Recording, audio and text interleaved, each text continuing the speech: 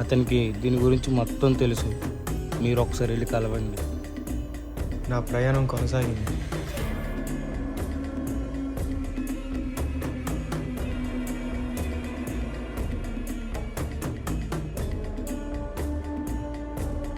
సరైన సమయానికి వచ్చావు రానా. స్నేహితుడు ఆపదలో ఉంటే కాపాడడానికి 120 మైళ్ళు ప్రయాణం చేసి వచ్చావా? అవును స్వామి, మీకెలా తెలుసు? జరుగుతున్నవన్నీ చూస్తున్నాగా నాయన. స్వామి, అసలు ఈ చేతబడులు పూజలు నిజంగా ఉన్నాయా? ఈ భూమి మీద మనకు కనిపించని శక్తులు ఎన్నో ఉన్నాయి. అందులో ఈ తాంత్రిక విద్య ఒకటి. మనిషి చేయలేని ఎన్నో పనులు ఈ తాంత్రిక శక్తి ద్వారా సాధ్యపడతాయి. మీ స్నేహితుల కోసం చాలా పెద్ద ఆటంకం ఎదుర్కొంటున్నావు నాయన.